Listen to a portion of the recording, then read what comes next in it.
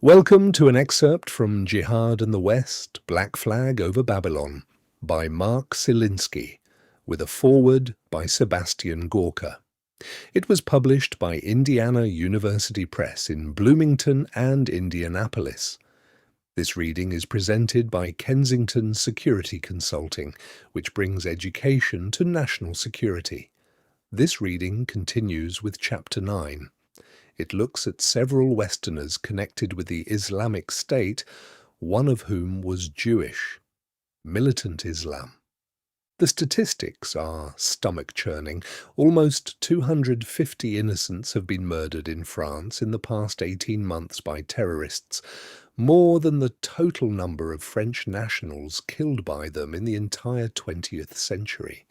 While police, military and paramilitary personnel are prepared and alert for attack, many French engaged in civil society are not.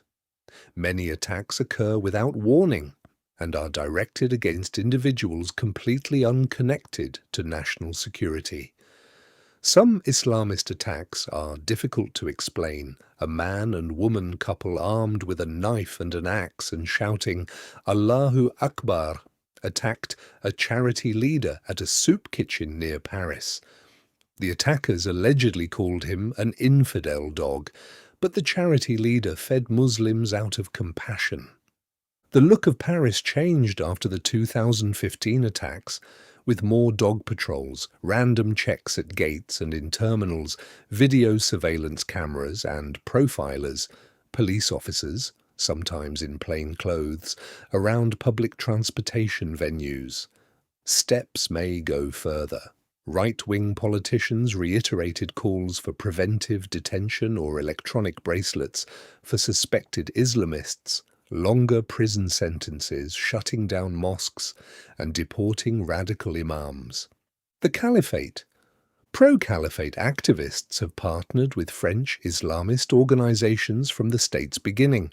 They have shouted support for the Caliphate at demonstrations and waved the black flag of Jihad, which quotes the Shahada, "There is no God but Allah. Muhammad is the messenger of Allah."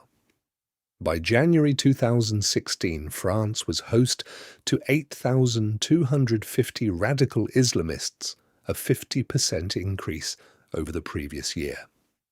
As in Britain and France, Islamists have infiltrated the civil services, police forces, and armed forces.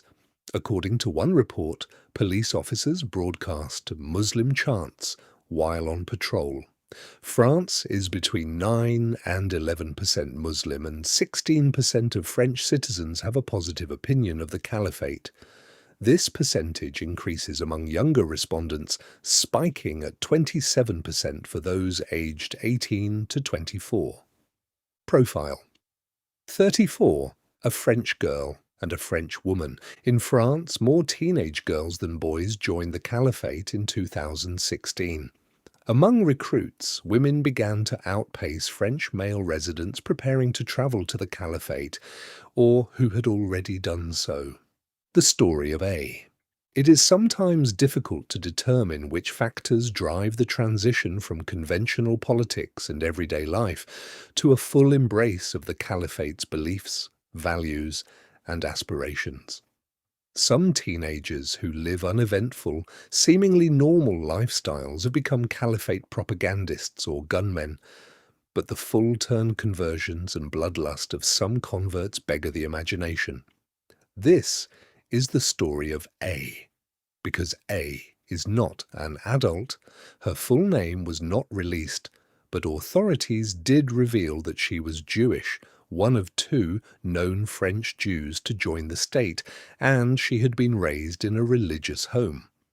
Her parents were described as loving and open, and she was an outstanding student until she found Islam online. She began to wear a veil, but this did not mask her increasing hatred of the West, France, and Jews. A is certainly an anomaly within the Islamic State's spiritual ranks. According to a French anthropologist who extensively studied French women in the state, most converts to Islam come from atheistic homes with spiritual voids, but A was raised in a religious home, Her parents don't know what happened to her. A feels obligated to kill her parents because they are not Muslim. Many people convert to Islam, very few of whom feel compelled to kill their parents. A's mother and father moved to a new apartment because of their daughter's jihadi ties, and they keep their address a secret. They are worried about their daughter attacking them, as she has repeatedly sworn to do.